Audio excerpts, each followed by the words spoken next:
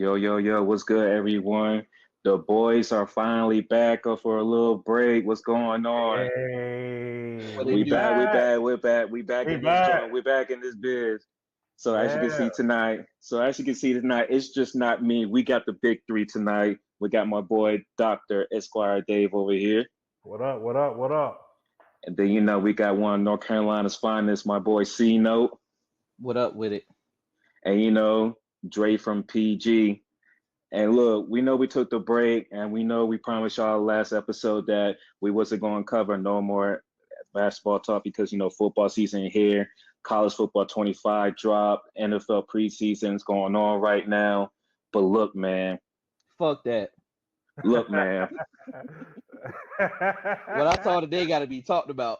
there was an extension level event going on today around 3 o'clock, going on 5 o'clock this early evening, where a lot was at stake. A lot was at stake. And when there's trouble afoot, it's that time when you call upon your heroes to come save the day. Well, damn it, I heard a familiar song in the background during this event. It's that call that brings me joy every time I hear this song. Damn it, the Avengers came, and they came through and won today, and they did it for America. They did it for America, guys. They did it for America. On the break.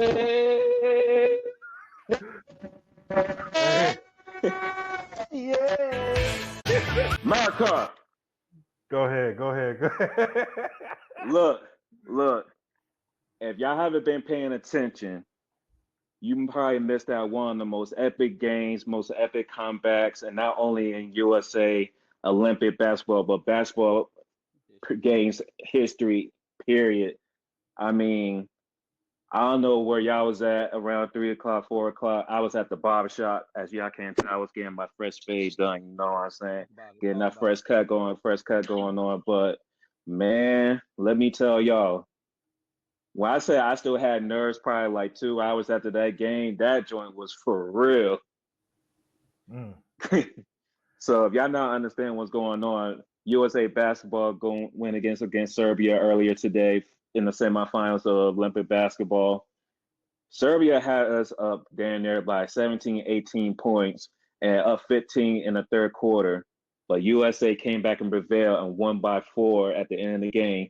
A huge performance by Chef, not Steph, Chef Curry with 36 points. LeBron with the triple-double. I like to call him, his name is Wardell Stephen Hawkeye Curry. That's his name. That's his name. That's because that was some sharp shooting I seen today.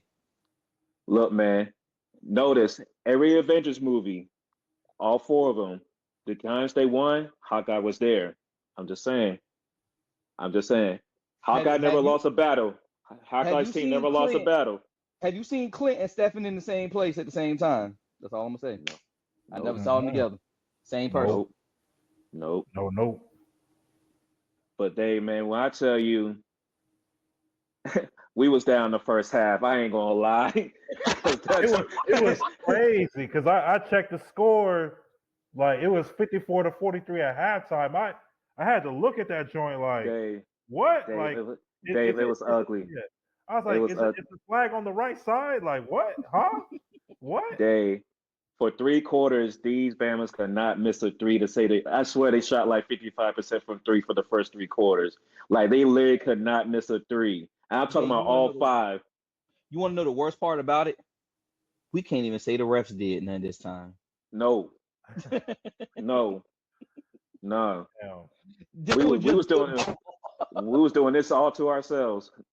Like it was like the turnovers, like damn. Like I was ready to cuss out Katie. I was ready to cuss out Ant-Man. I was like, what are we doing out here? I'm about to say Bam ain't give you much. AD ain't give you much.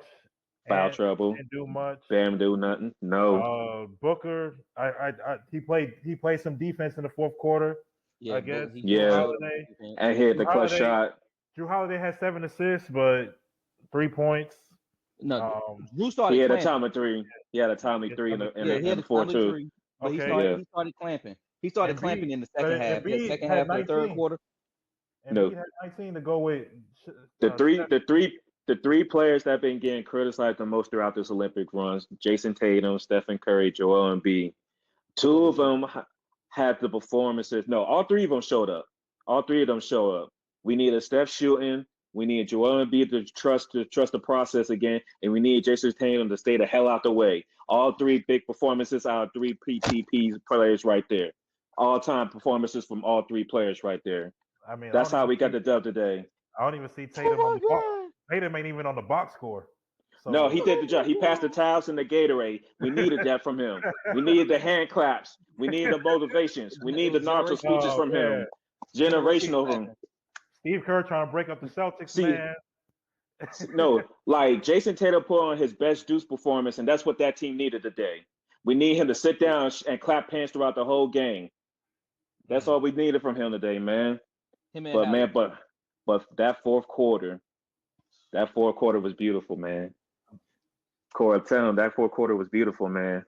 It was perfect. Cinema. That's cinema. Cinema. Well, I tell you, you kind of got like everything you can ask for. You had Joel Embiid showing out on Joker. You had LeBron James taking over.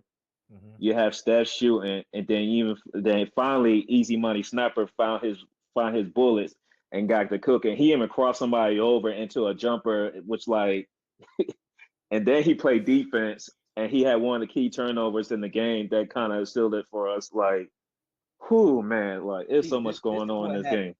This is what happened. They looked at not Steph, but they look at Steve Kerr and said, "Shut the fuck up and sit down.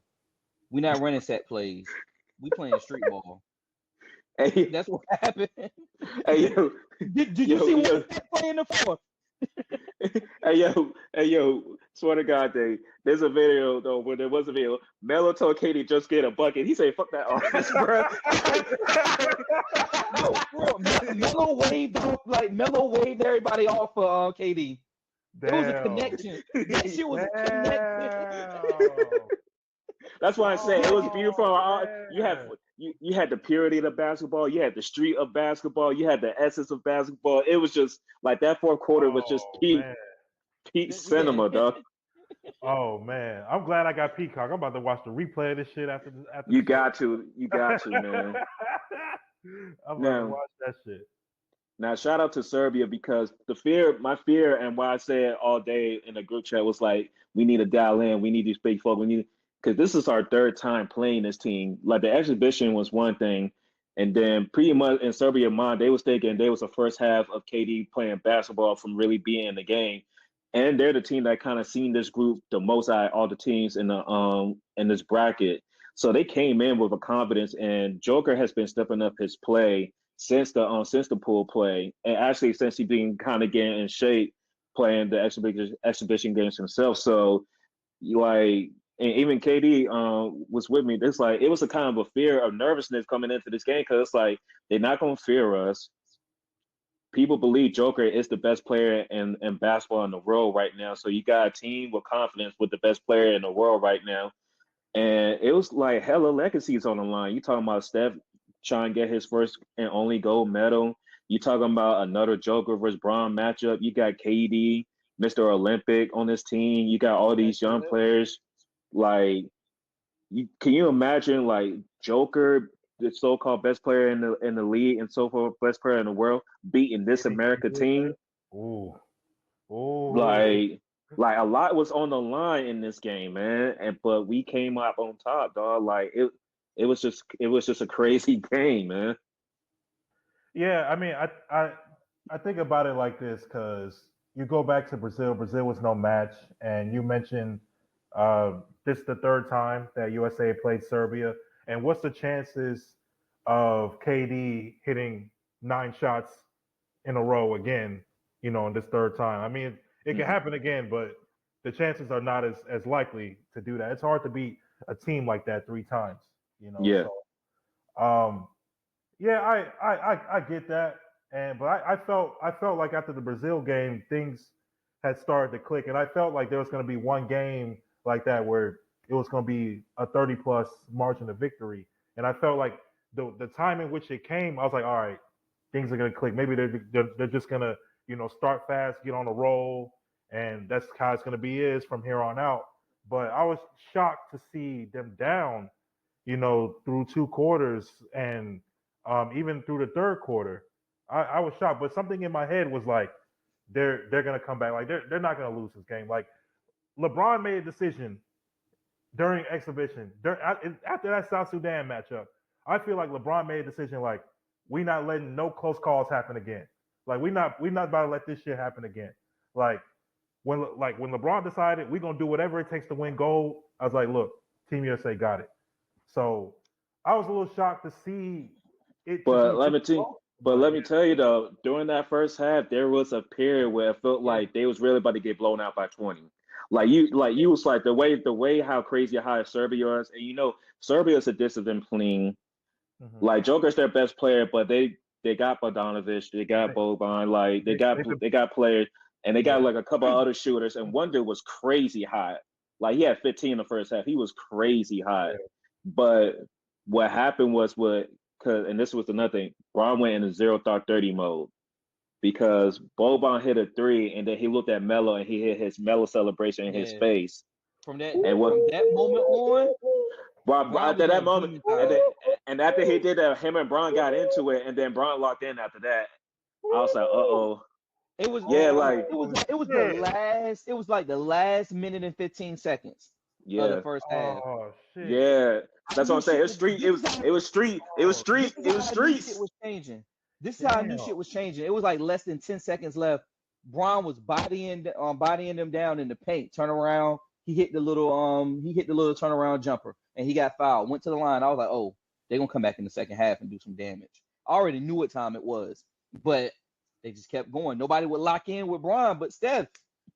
Yeah, because we had momentum kind of at the end of the second half, and then we kind of came in the third quarter hot, but still, like Serbia was just still hitting crazy threes. So at the end of the third, it was like 13 or 15 point lead. But that fourth quarter, though, they really locked in. Like they finally got the defensive turnovers. They was finally, I'm not even going to say rebound because it was so many offensive rebounds going Serbia where I was like, y'all come on, y'all leaving too many possessions out there. But Serbia threes finally cool off. Like I don't think they hit a 3 in the fourth quarter, which kind of helped Team USA come back in this game. But man, it took everything.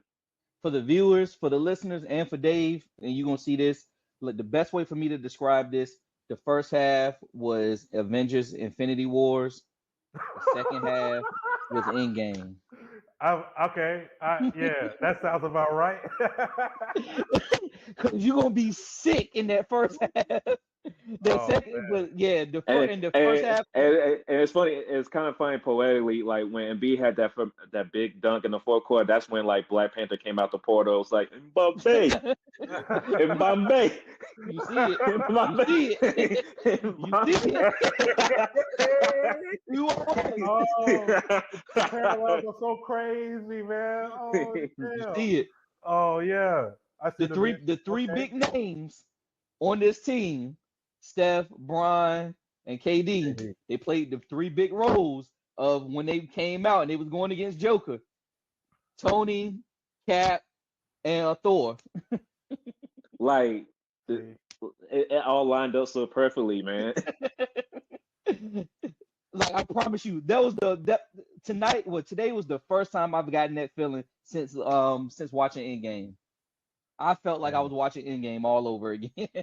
Man, I like this is the first time I've seen like USA in a battle like this at this stage since 20 years ago. In 2000, yeah, 2000 no, actually, the gold medal match in 2008. And against Spain, yeah. That's why I said. That's why I said like this been like that type of like this had like a game 7 feeling to it. Like the energy was there. Like it was good basketball being played. Like real basketball, not kind of like the gimmick stuff that you kind of see sometimes from the NBA regular season, not the playoffs, the regular season. But Like, and shout out Joe, like he had 4 fouls for a majority of that, like third quarter, fourth quarter. We wasn't able to foul him out. He was still playing defense. But Joel, he came alive in that second half.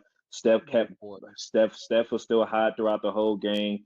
And then KD finally got it going in that fourth quarter. And then Booker and Drew had timely threes and timely stops on defense. And KD had a over and back turnover against Serbia that helped us out a lot too. So it was really good, man.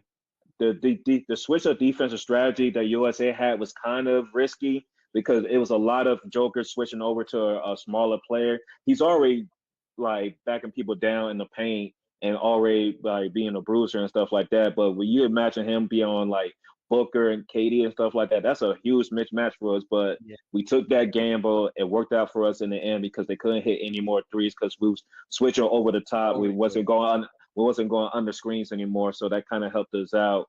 And hell of a win from Team USA, man. Like they really deserved that win.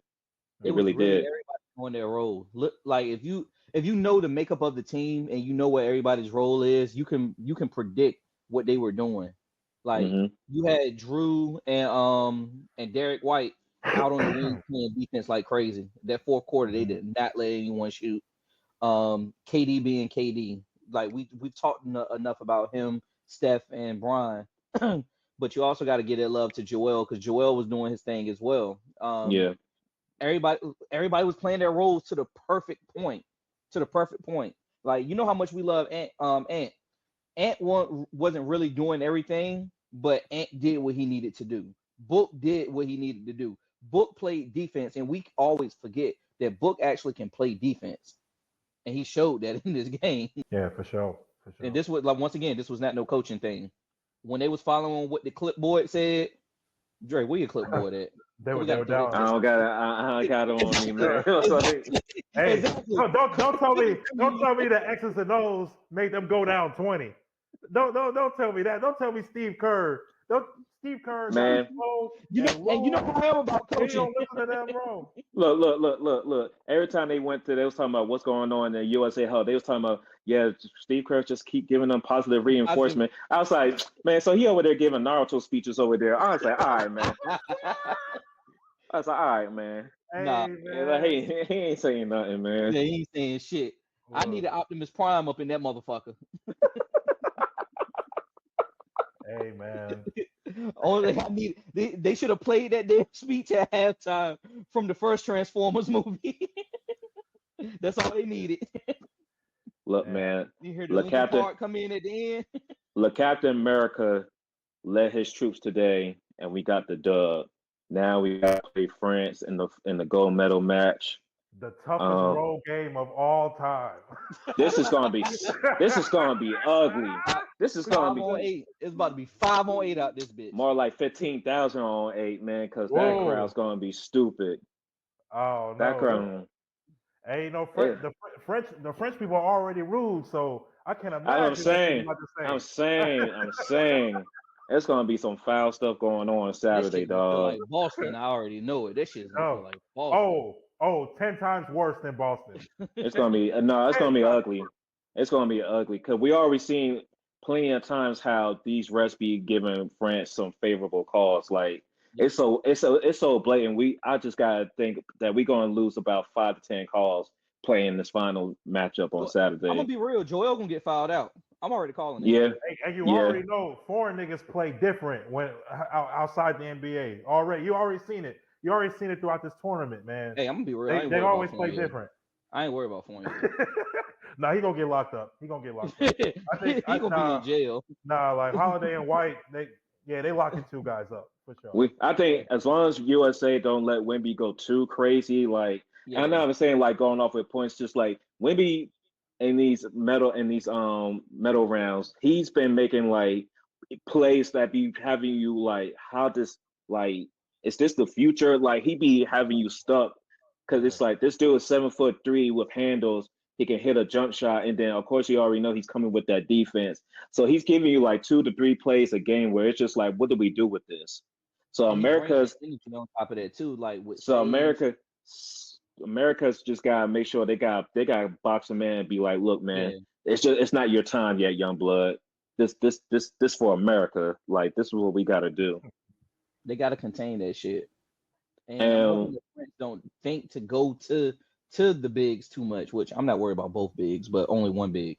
If they go to Wemby a lot, that's why I'm saying Joel is probably gonna get fouled out because Joel gonna sit there and eat a lot of that stuff, and he's definitely gonna foul him. it's gonna be interesting to see how they deal with that matchup. If they going did what they did against South Sudan, they're gonna start AD over Embiid just because of that. It's a better matchup on defense because Wemby's tall, so there's nothing you can do about what he got with this height. It's how you gonna be able to guard him on the perimeter, and AD can play on the block and on perimeter. But we know how Kerr is. He's probably gonna stick with that starting lineup. So we just gonna have to see how things roll. But I think we can expose them with their guard play. I think if we put pressure on them, they won't be able to get into the sets as easy. So I think after having a scare like this, it's kind of you. I think USA is going to be even more locked in because it's like this is it now. Like we had the scare, we had the close game where we was down double digits. We could have lost everything in one go playing for bronze again. I think they got that scare out of them. Now it's like France. They're a little bit of a threat, but I feel like Serbia, the way they play in this Olympics, was a better team than them. So I just feel like if USA just locks in and do what we have to do, then we coming out with that goal for sure. 1000%. Yeah, for sure. But yeah, man. And we probably gonna run a lot about what happened during these Olympics back on another episode. But we did promise you football is back, everybody. It's almost time to get ready. It's almost time to set the parlays. It's almost time to set the parlays, fellas. Hey. It's almost time to set the parlays, fellas. Hey. Yeah, we back in business, man. We back in business. Touchdown anytime. I'm putting 20 on that. Touchdown anytime. Is that the motto? Touchdown anytime. No, when we start going through our parlays, because that's literally what I'm doing. CMC touchdown anytime. Nah. I might do Derrick Henry. I ain't even gonna hold you. Just because where he's at now, that's who I might do. Because I feel like they're gonna get him in that goal line. Yeah, he gonna punch that motherfucker in. That's interesting. Okay, we're gonna get to them. We'll get to that when we get to their episode. But as you know, last year before the NFL season kicked off, we ran through all the divisions. We each cover an AFC and an NFC version of the division. Today we're gonna cover the NFC and the AFC West. Not only because, as you can see, it's only just a big three today, but pretty much like the West as is. It is. We East Coast niggas, pretty much. That plain and simple. We East Coast niggas. I don't know too many Chiefs fans. I don't know too many. I know a Bronco fan, a couple of Raiders fans, but they know what's up. Yeah, I mean, but yeah, my godson's a Seattle fan. I mean, he liked DK. I mean, I guess we could start in the NFC West, man. I mean, Corey. I mean, you said I'm not going to steal your thing. You've been saying it in the chat all day. What do you feel like about the NFC West, man? With the NFC West, it really comes down to is anybody going to beat San Fran? No, they're not. This trade needs to hurry up and happen, but still nobody's going to beat San Fran. San Fran got too much power. They are killing everybody on defense. They're killing everybody on offense. The only thing that's going to stop San Fran from winning anything is me and my hatred for the Bosa. Not the Bosa. Because fuck Nick Bosa. I actually, Corey, I want to actually disagree with you because I think that the longer that this whole cloud of is Ayuk going to be around, is he going to get traded? It should happen sooner than later. It's been like whether like him being unhappy. I feel like that's been the case like since free agency started. I feel like with this lingering on, it becomes a really big distraction more than what it already is, and I don't want to disregard like the Rams, especially like with Cooper Kupp and Puka Nacua in the second year now. Matthew Stafford should be healthy. Their offense is going to be good. I feel like they still got questions on defense. Seattle is still around. Seattle could be a surprise. But I feel like those teams could challenge the 49ers a little bit, especially if Brock Purdy doesn't have Mr. Game Manager, doesn't have the start that he should have, or he things could That's all he get got a to little do. shaky. Things could get a little shaky. I feel like if the 49ers don't handle this the right way. Yeah, the NFC West, they got some slight little stories that you might want to pay attention to. I'm gonna just start with Arizona. They did draft the wide receiver from Ohio State, Marvin Harrison Jr. We kind of know he's kind of been a little bit of distraction with his whole jersey sales situation and everything. But I guess we're trying to see if he's really the number one wide receiver that should be in this draft, because people are higher on neighbors too that went to the Giants. So where everybody knows who his daddy is and everything. Everybody kind of knows everybody saw what he did at Ohio State, so they kind of see if him and Kyler Murray can match up and kind of be like that new duo like he had with DeAndre Hopkins and everything. And, Hawks, the Cardinals, they had some picks. So we're just going to see with Kyler Murray coming off that ACL injury, and now he has a full training camp going into the season healthy, what noise Arizona can do. Seattle, they have a new coach. Nobody really talking about that. McDonald, the defensive coordinator from the Ravens, he jumped over to Seattle, and Seattle they hit on both of their cornerbacks in the draft. They've been drafting defensive players and everything, so they bringing up a young defense over there, and they got some playmakers on that offensive side. They still got DK. They got a good kind of running back room over there. They got some good wide receivers. I guess their weak spot or question mark might still be Geno Smith. Geno Smith, he kind of is that game manager quarterback too. He don't try to lose the game, but he doesn't really make enough plays to win a game. But if you have a defensive-minded coach with a great defense, if they taking the ball away and giving you more possessions, that's just going to work out in Seattle's favor. The Rams, we just going to see if Puka Nacua is the real deal. He can play along Cooper, or last year was a fluke because we ain't got no tape. So we really going to see if he can really step up and be one of those primetime wide receivers that people have the game plan all week to try to cover. So, and the 49ers situation, we just got to think about last year we saw what the 49ers looked like when maybe like one player on the offensive side is out the lineup and things get kind of shaky. So if you think about trading Brandon Ayuk and then they don't have that whole training camp, or they don't have that time to kind of bring up another wide receiver that can replace that production, then we just got to see what that 49ers offense is going to look like.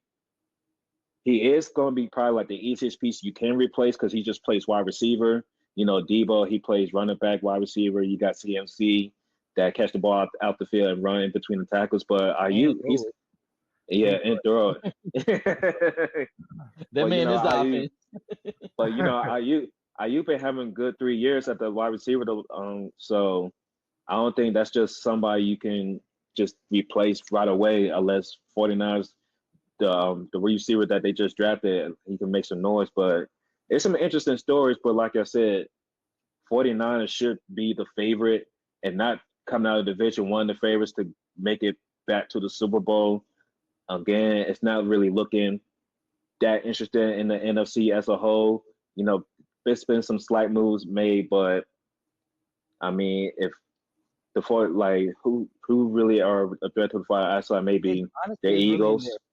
It's not. I don't see it. It's really still pretty much in their favor for them to go back to the Super Bowl, unless like one of these teams that we really aren't going to talk about is going to step up more. Like we could see a Packers actually go crazy. I mean, you got the Lions and the Packers. We're gonna talk about them when we get to the North. Was for sure. That's about it. It's some young teams coming. I give y'all that. It's some young teams coming. So we just going to see. So I mean, I think the NFC West, I think it's going to be more competitive than people think it is. But I would still have the 49ers as the favorite as of right now. And we just gonna see how this Ayuk trade plays out and see what they get back for him. Because they get at least one decent pick out of it, they should at least get some good twos out of this. Like, so we just gotta see which the team that's going to eventually get Ayuk and what the compensation is going to be for that. So, are we just going to get one team out of the NFC West in the playoffs? Do we feel like the Rams can make like the wild card or the Seahawks? Seattle and Rams are threats for a wild card for sure. I think they are. It's going to be kind of tough because, like you pointed out, we're going to talk about like the NFC North with the Lions and the Packers. Those are two teams. NFC East, you thinking Cowboys and Eagles? Those should be playoff teams again, depending if things don't shake up. And then on the in the South, maybe I think we just talk about only one team coming out the South. So it's an opportunity. Yeah. So it's an opportunity for a team like Seattle and the Rams to make it to the playoff. I mean, 2 made it last year, so why not do it again? Yeah. Seattle was right there too, like kind of on the level with the Packers and everything. Yeah. So it might be a situation again. Yeah. So like the division is competitive. Like they play good football in the NFC West. They've had some interesting matchups. They have some good rivalries over there. It is interesting to see the Rams their first year without Aaron Donald, like all pro, all NFL, all everything, D tackle. He finally retired. So that's a hard player. That's like an all-time player. That's an all-time player that they lost over there. So we're just gonna have to see how they're able to manage the defensive side with him gone. Yeah, true. I think they're gonna make it work with some of their younger guys. They're gonna.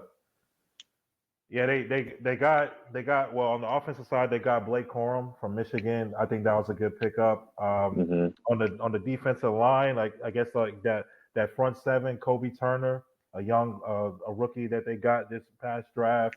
Byron Young is also a solid young linebacker. So, and they did get Tre'Davious White. So if Tre'Davious White can stay healthy, that's gonna be a really good pickup. So. It's just a lot of questions on that defense. Like I'm not really sure what you're gonna get from them. Yeah, I'm just interested to see what like the coaching is going to be in this division. I feel like, I know we haven't seen McDonald coach yet, but the way he had Ravens defense last year, I kind of waiting to see how he dials things up. I think Arizona coach last year, he did a great job. He was the OD corner for the Eagles, and you kind of see how he went over there, how Philly's defense was like completely opposite from the year before and everything. And then of course, Rams coach, he's good and all that. So I mean, I think we're going to really see some good X's and O's coming down this division. So yes, it's still 49ers favorite. I'm not trying to take that away from them, but I just think it's going to be more interesting, and I won't be surprised if the Rams and Seattle make some noise in this division. Yep. And Arizona can go ahead and get that top 5 pick next year. So I mean, in the NFC, yeah, it's some teams I still think that might have a lower record than them. They're still going. I mean, if we talking teams with potential top 5, you definitely going to be drafting somebody that's like in the Heisman watch probably next year. Cardinals is 1. Giants is 2. I can even put my own team, Commanders, Washington football team, way up in there too. Panthers, we're gonna be there. Panthers, yeah, we're gonna be up there. So that's the Bears are gonna be there. The Vikings, I don't know. I honestly think you think the Vikings? You think the Vikings gonna be up there? I think the Vikings gonna be there. They're gonna be somewhere in that play. I'm gonna say that. No, okay. Because next week we discussing the North next week, everybody. We discussing the North next week. Okay, I see we getting started. We discussing the North. Okay. Because I'm tired of disrespect. Okay. I think it's just got person. It's not Caleb at all. I'm talking about coaching in front office, no O-line, no defense. You talking about Minnesota? No, I was just talking about Chicago right now. Oh, Chicago? Minnesota, what they gonna do? We gonna get there, but I don't know. Yeah, that's it. That's the offense.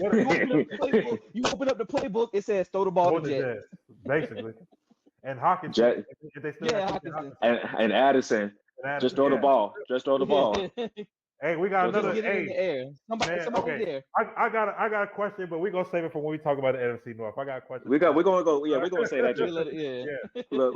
Let's just go to the AFC West. So is there really much to talk about in the AFC West? Because after the Chiefs, this is just laughable. Corey. So I know how you feel about a certain coach. So I'm gonna give you your time, man. I mean, they got a new QB over there. How you feeling, dog? How you feeling, man? How you feel about Denver, bro? Like, what we talking about with Denver, man? what the fuck we gonna talk about him for? What we gonna talk about him for?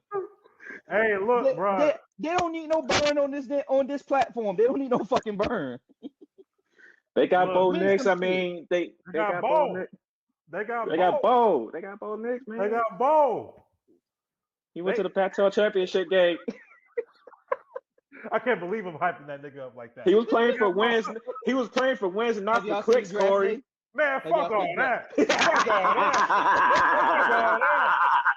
Fuck all that, man. If you go back and watch that game, start to finish, who was really playing for clicks? And who was really playing for clicks? Yeah, I hope the rest of the country is still watching. Fuck you, nigga. Fuck you. Tell me how. Man, we're not at the college football episode yet, y'all. We just getting started. Golly. We just getting started. We're rooted in substance, man. Like I was saying, I'm gonna make my point. You rooted in what I wipe my ass with. Get up out of here, bro. Let me make my point real quick. Have y'all seen Draft Day? Remember, it was a quarterback by the name of Bo up there, and Bo won't hit no shit. That's what I look at when I see Bo Nix. Bo Nix, Bo Callahan. If your name is Bo, you a bitch. Except for Bo Jackson. If you're a quarterback, if you're a white quarterback named Bo. Okay. So that's the discussion. I mean, I don't know what Denver's going to do. I'm gonna say something about that. Because Denver, they the way Sean Payton handled things was just so absurd. Yeah. So I don't even rock with. Too much time. We give him too much time on this platform. I just want to say Patrick Surtain. I just want to say Patrick Surtain, you're a top 5 QB, CB, quarterback, respect. Patrick Surtain, you good. I'm not even a big fan of Russell Wilson, but the way he treated him was bullshit. The way he treated him was bullshit. He treated him worse than Future. I was like, Sean Payton, you're pretty racist. The way that was pretty racist. The way you treated Russell Wilson like that. I thought Future hated Russell, but damn. Yeah, I was like, well, I guess it's does that shock you? This man had Jameis Winston on his team and decided to give the ball to Andy Dalton. Yeah. You sleep. He decided to give the ball to Andy Dalton and Taysom Hill. Yeah. He had yeah, man. Hey, so let me run this real quick because motherfuckers was really trying to put that bitch ass nigga in the same area, in the same stratosphere, in the same fucking universe as Cameron Jarrell Newton. Bitch ass nigga.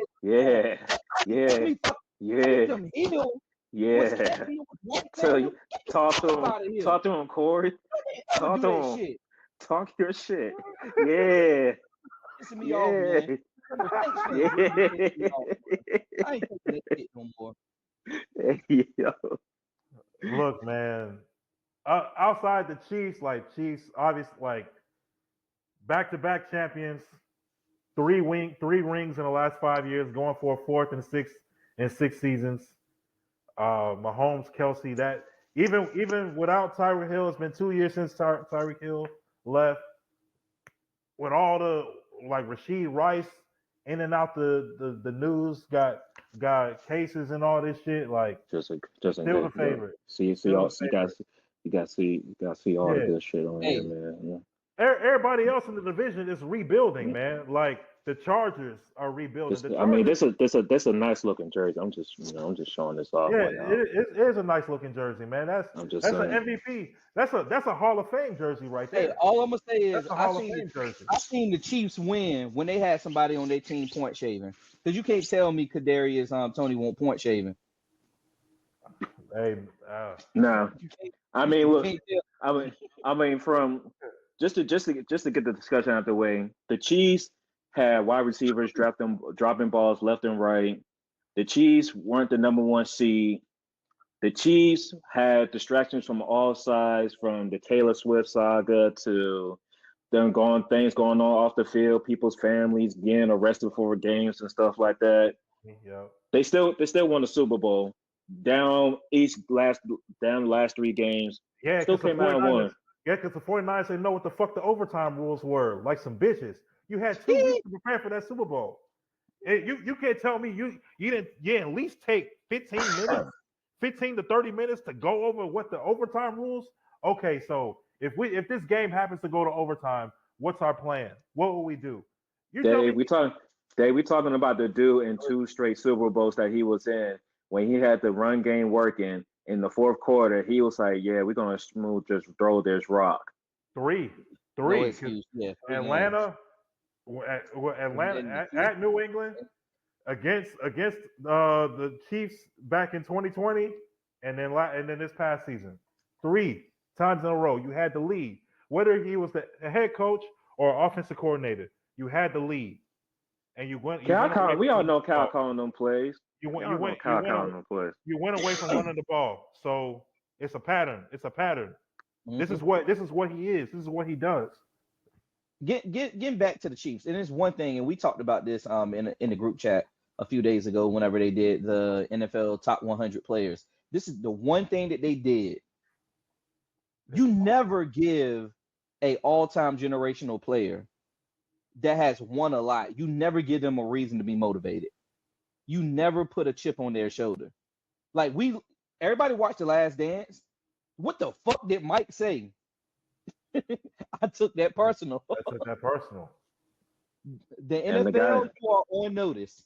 You put 3 players, which arguably they did probably have a better season. And I understand why, for the sake of argument, why those players are. You got the MVP. You have Tyreek Hill going. If he wasn't hurt, he probably would have got 2,000 receiving yards.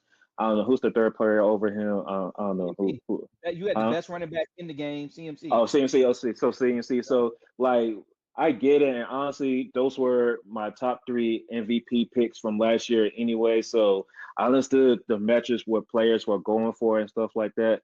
But again, let me go. Let me repeat what I just said earlier. The Chiefs have wide receiver dropping passes left and right. The Chiefs were losing. The Chiefs didn't have the number 1 seed going into the playoffs. The Chiefs have distractions off the field, from the Taylor Swift saga to people getting locked up before a game. They still won the Super Bowl. And then that same team that had the wide receivers dropping passes drafted Xavier Worthy, the fastest person in the combine, and added Marquise Brown, a.k.a. Hollywood Brown, one of the fastest wide receivers in the league. Yeah. Mm-hmm. Okay.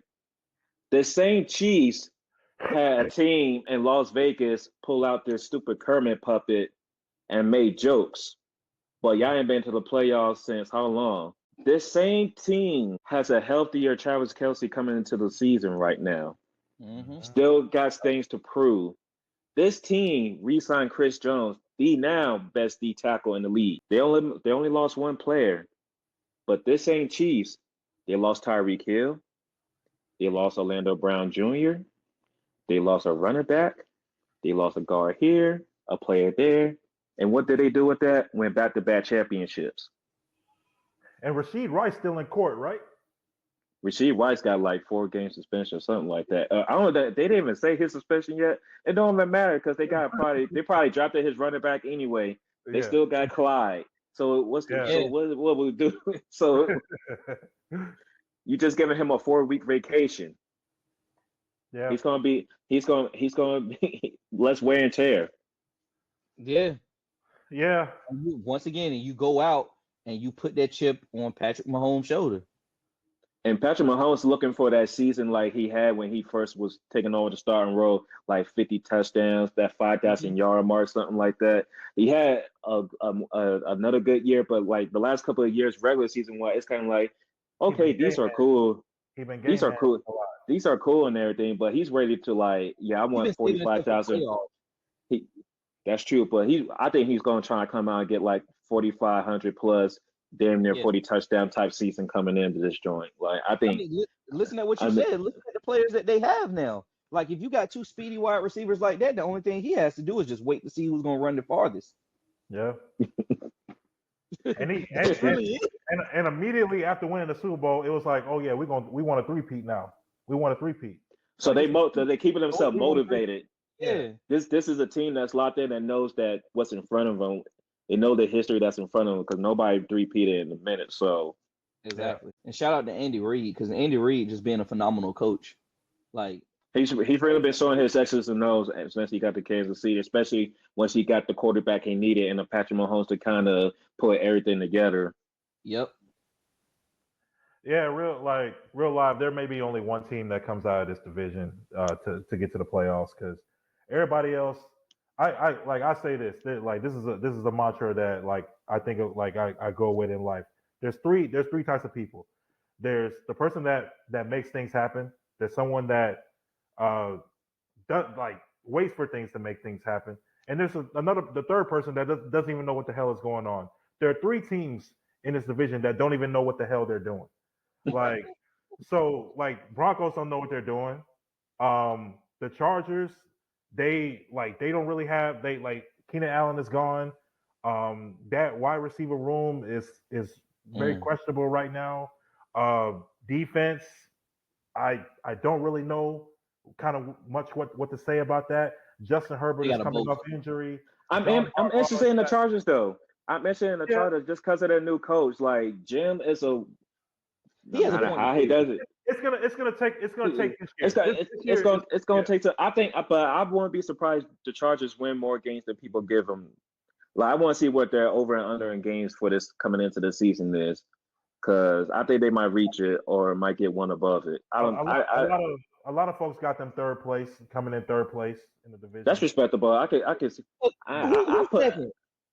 put them over Vegas though. I put them over Vegas. Yeah, that's what I'm saying. Hey, they got Broncos like Broncos. They got who's? Who got who's second? Broncos. I don't know. I can't trust that story. How many games they got them winning? 9. 9. I'm like, what? Excuse me? Oh, I take the under. I'm taking the under. I'm betting on the pull up Denver's schedule. Pull up Denver's schedule now. Pull up Denver's schedule now. I think Chargers. Somebody pull up. Pull up Denver's schedule right now. Pull up Denver's schedule right now. Because hold on, man. Hold on. What we doing? Hold on. Give me a second. I'm pulling it up. The Chargers. Hold on. We on it. Hold on, man. We on it. Load in, motherfucker. No, I think the Chargers could get 9 wins. I mean that is possible. First game. Oh no, it's preseason. All right, so they lose in the first game. Seattle. L. That's the Broncos schedule. At Seattle. L. Home against Pittsburgh. L. At Tampa Bay. I give them that. At Jets. L. Raiders. Where? In Denver. When? This is October, so it's starting to get a little cold. So where we at? We at 2-2? We are at 2-2. Okay. No, because you said an L for the Jets, so no, we got them at 1-3. 1-3. Okay. Yeah, 1-3. What we giving the Vegas game? Oh, where they at? What, Broncos at Raiders? Raiders come to them. They in Denver. Oh, W. That's the one I said W. So that's 2-3, right? Okay, yeah, 2-3. Okay. Chargers. Where at? They are still in Denver. W. Okay, 3-3. New Orleans. W. 4-3. Then they playing us. Upset. L. I agree, and the main reason why I agree with that is because we have a coach. Well, not Ivero. If JC's Horns playing that game, they're not winning that game. I feel like that. I feel like y'all gonna be better this year because Bryce is gonna have a second season. I think he has a coach that believes in him. I think, but we're gonna talk more about the stuff later. But yeah, I'm gonna get. That's a game I had us winning regardless. So they have 4-4, right? That's 4-4. Okay. Murderers Row at this point. Baltimore. L. Kansas City. L. Atlanta. L. Then they play in Vegas again. In Vegas. L. Cleveland. L. That's the bye week now. So what's that? That's 4 in a row that they lost? Yep. 5 in a row? Yeah, I don't see 9 wins, 1, 2, man. 3, It's 4, not 5, happening. 6. And they got to play the Bengals. They got to play the That- Bengals eventually, right? L. Yeah, they got week that's 6 in 17. a row. Oh, I see Yeah. the Colts. I see the Colts. L. Yeah. Colts, Chargers, Bengals, and Kansas City. That's the end of the season. Okay, yeah. Okay, yeah. Taking the under. The Chargers. Honestly, yeah. I mean, the Chargers would be the second best team in that division. 6 games at most. Man, I wish the Raiders had a QB because I would have said them, but they don't have no QB. That's the only reason why the Denver and Raiders would be like competitive matchup because we don't. Bo at some point should be starting. We don't know if they're gonna put like a journeyman in for him to be that bridge. Raiders, they still looking for a QB. They have Devontae Adams, but even then, what I like about the Raiders story, they have Antonio Pierce, and he did a great job with them towards the end of the season. Yeah, fantastic. But now this is his first years coming in as a coach. You know, that feel good story, that's last year. You coming in, this is your group now. We want to see how you do the X's and O's full time, how you deal with playing in practices, being in the facility, doing that 17 weeks instead of maybe like the last 10 he did for the Raiders. Yeah, so we're really going to see. And then if Devontae Adams are still going to be happy playing in Vegas, or is that hunger for a Super Bowl going to have him go to that front? It's like, hey, I appreciate you bringing me here, but the plan's not working. I'm on. My clock is ticking. I need to get to somewhere now. Unfortunately, I think that's gonna be how it is. I mean, like, come on, Aiden McConnell, Jimmy Garoppolo, or whoever they got at QB. Like, nah, that's not gonna work. I mean, it won some games for you last year, but nah, it's not sustainable. Yeah, but unless they rely on that defense, because Antonio Pierce is a defensive guy.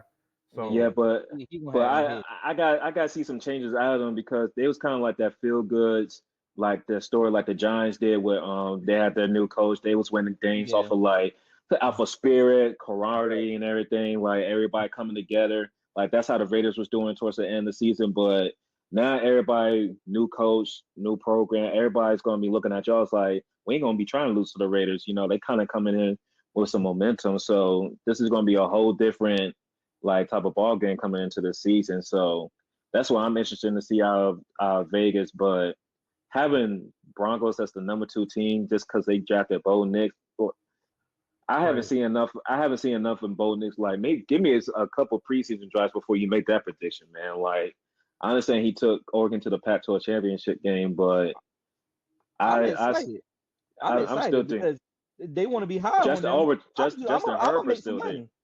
I'm gonna make some motherfucking money.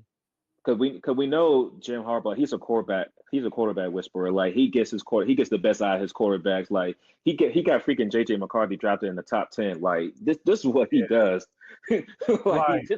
So this prediction had the Chargers and the Broncos both at 9-8 for but I guess like the tiebreaker was so there's a tiebreaker involved. It's a tiebreaker. I'm sorry, it's just the fact that had Broncos. Yeah, but it's the fact that they had Broncos winning 9 games with this schedule. Yeah, I don't see it. Like I can see the Chargers. They got 6 at most. I can see the Chargers winning 9 games. I mean, because Harbaugh has. Yeah, I can see. Like, Justin Herbert coach right. I feel like what Jim would do, they can squeak out games that people thought Chargers have no business winning, and I think that's where they can get the 9 from. Denver, I'm looking at them like, okay, your defense is solid, but you're spotty. Your defense is spotty. You have good defensive players. You don't have a good defensive unit. There's a difference. You don't have a good defensive unit. You only have good defensive players at certain spots. That's not going to be enough. And then your offense is spotty. And then they got rid of Judy. Judy went somewhere, right? Yeah, he went to the Browns. Yeah, he went to the Browns. So who's the number 1 wide? Is it Sutton still? Like who's the number 1 wide receiver? Cortland Sutton. I think they still got Tim. Tim Patrick went to another team. So and no disrespect for who Son, because he's a baller and he took over that number one role from Judy that people thought Judy should have come in as a high pick wide receiver. But if Sutton is your lead wide receiver with a rookie quarterback, and I'm not saying it can't be possible. I'm like, dog, like the NFL's a beast. There's no remorse out here. Look, I'm gonna tell you what the issue is that bitch ass motherfucker in the front office. He want everything to rely on him. He wants to be the reason why that team is successful, and that shit is not gonna fucking happen. It's delusion. Delusional ass motherfucker. Who we talking about, Corey? Hey. Who we talking about? That bitch ass nigga Sean Payne. I Oh thought shit! you were talking about John Elway. You said the I was like, damn. What I was about to say, John. I was like, why John Concentrate? Him as well. Fuck John Elway. Oh man, it's forever been fuck John Elway. I know the stain was here. I know the stain was here. Yeah. I know the stain was here. Yeah. Damn. I'm learning a lot today, Dave. I'm learning a lot today. I know that. Like I'm learning a lot today, man. I barely saw John Elway play, so like I don't even know. I barely saw him play. Oh no, I'm gonna keep it hot. So the disdain, it actually does go deeper than him being there for 50. Because he was supposed to play baseball. He was supposed to be a pitcher. Oh yeah. For the Yankees, come on, man. He was, man. He was. Come on, man. I remember they got a documentary about him and Maria. I know, but. Damn. So fuck him. Don't even fucking matter. Hey, but Corey, I'll tell you this: Russell Wilson was supposed to play for the Yankees. He was supposed to play for the Yankees. It's been fuck Russell. I just got more disdain for the team that he just finished playing for. Hey, Dave, come on, man. Corey ain't had love for that man since Dirty Sprite 2, dog. Like, come on, man. I was dancing, jamming the Purple Rain while we was making it rain on his head. It was tough. It's tough, but oh well. Oh, not my nigga. I ain't got no love for Op. Okay, so to wrap things up, man. So we talk about the 49ers. We talk about the Chiefs. Are we looking at a third Super Bowl matchup between these two teams, or one of these two teams they're gonna stumble along the way and not make it to the Super Bowl? Matter of fact, who's most likely? I guess y'all gonna say the 49ers, so fuck it. It don't matter. Who's most likely to stumble? The 49ers. The 49ers. And that's not even off of like disdain or anything. Yeah, I know. No, I just feel like Kansas City coming in hot. Like Kansas City. They coming in hot. Like, if we go off history, it would be Kansas City if we're gonna keep it hot. If we go off history, because nobody, like, honestly, that the team that won 2 Super Bowls in a row, they never made it to a third. Yeah. True. So if we go off history, chances are it should be Kansas City. And if we look at the AFC on top of that, the AFC is who was the last team to three-peat? Was it the Patriots? Nah. No, I don't think nobody did. Or was it back in the 90s or the 80s? Because the Patriots won like 3 Super Bowls in like 4 years. Like they missed one. Mm-hmm. Yeah. So I think this is like totally, and we could be wrong. Their opportunity for a three-peat would stop because oh my God, Pittsburgh went to the Super Bowl that year and won. Oh yeah. Because that was 2006. So it was that was 2006. Yeah. Yeah, nobody has won 3 straight Super Bowls. Yeah, so they trying to. Yeah, I understand. Like the AFC is tougher, but it's like all the AFC teams got issues of their own that we're gonna talk about. Like we got young teams like Houston, they cool and everything, but Bengals, they lost some players. Yeah. The Jets, what we gonna get out of Aaron Rodgers coming off the Achilles injury? Buffalo definitely lost some players. Their window closed. Is Derrick Henry going to be the difference for the Ravens to get over that hump? That's fair. So So I ain't worried about Miami right now. So I mean, like you can have for Super Bowl contender. We talk about when we get to the East, but I'm like I seen this team before out of Miami. I seen these type of teams before, but I like y'all cook. Valid. The 49ers do not have home field advantage when they get to, even if they get to the divisional round or the conference championship, and let's say they have to go to Philadelphia, let's say they have to go to Detroit, let's say they got to go to Dallas, Green. Yeah, or let's say they have to go to Green Bay. If the 49ers got to play Dallas, it's 49ers by 30. I'm saying I ain't worried about Dallas. I'm not worried about. I ain't worried about Dallas. I ain't worried about Dallas. If they got to go to Green Bay, they're gonna lose straight up. If they got to go to Green Bay, history, they play tough. They play Green Bay tough in history. It don't matter who the QB is. It don't matter who the coaches are. For some reason, 49ers play Green Bay tough. They were like Green Bay has to win that game. We saw that last year. Green Bay came out and punched them.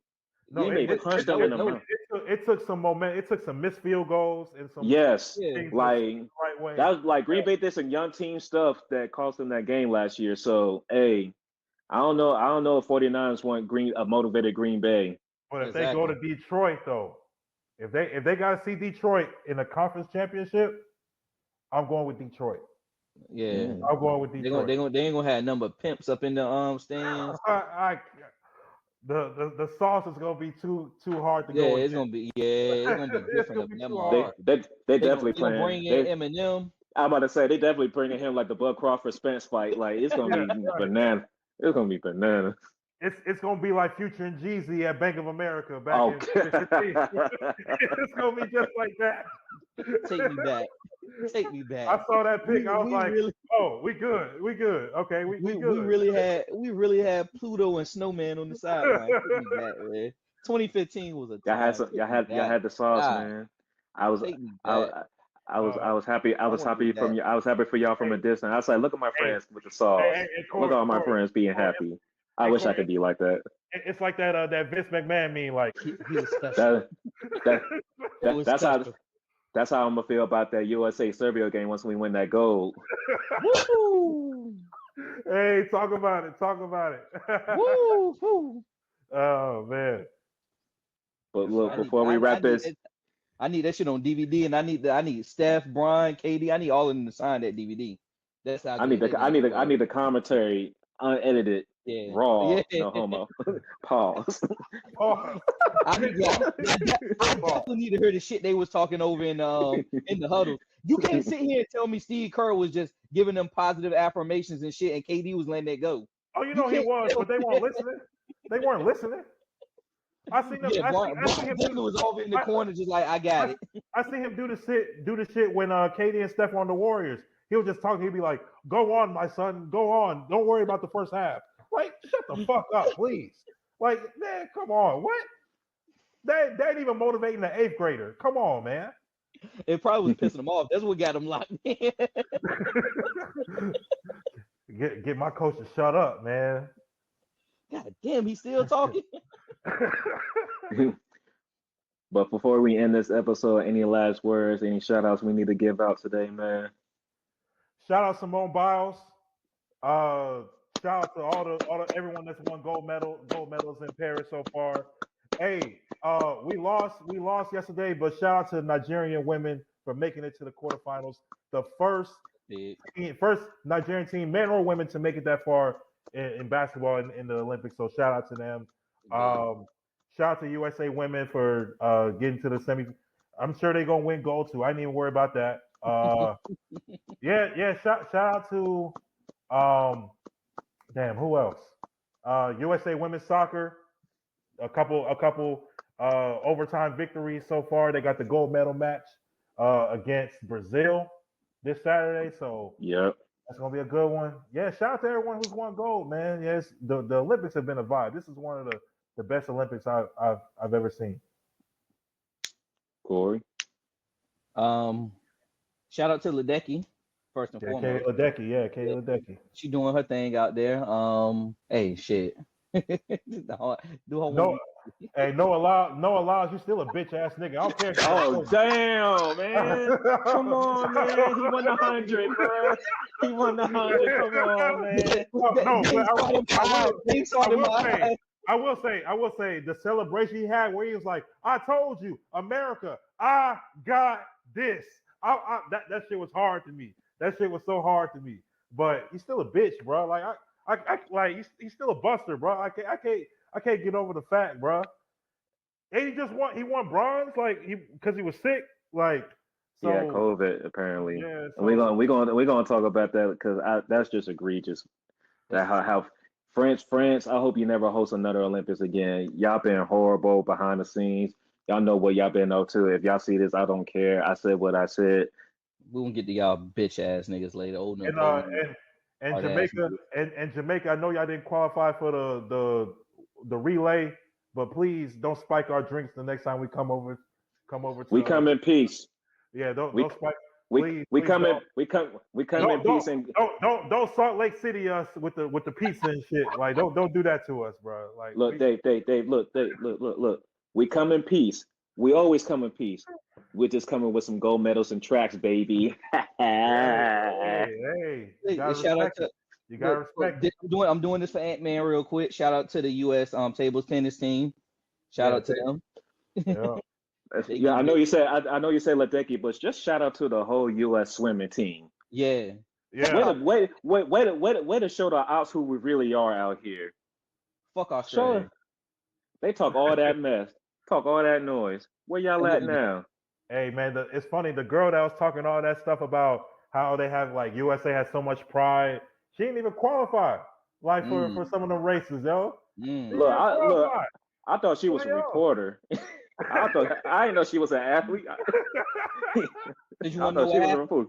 We put the shrimp on their motherfucking Barbie. That's what the fuck we did. Hey, Outback. Sizzling, bitch. Whew. We took them out back and handled business. That's what we did. Dumbass. But yeah, man. As always, thanks for tuning in with us. The boys are back. We're gonna be rolling out these football NFL division episodes right now. Next week, we're gonna be doing the NFC North and the AFC North. We should have some special guests. Some of y'all familiar to the show. So yeah, as you can see, we really talk about the North Division because I feel like people are trying to get some agendas and takes off, and I'm just not going to settle for it, man. But we're going to tune in. We tune into that because I ain't going for the disrespect. But look, man, hey Dave, what we always tell the people before we get out of here.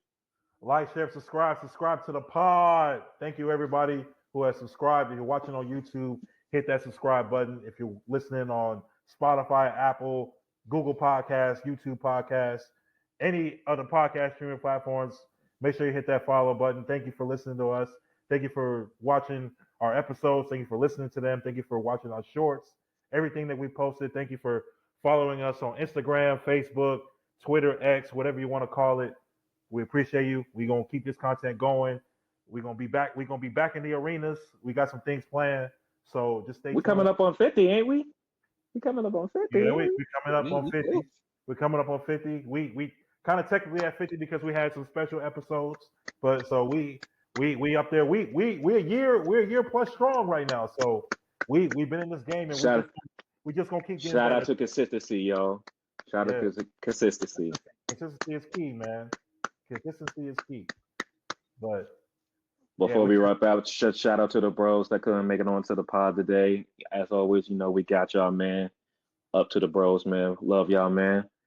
With that being said, we got my boy Dr. Esquire Dave. We got my man C Note.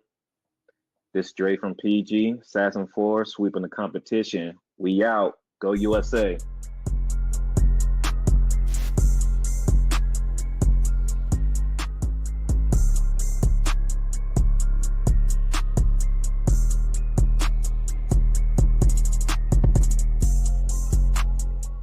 This how you do it, Bogey.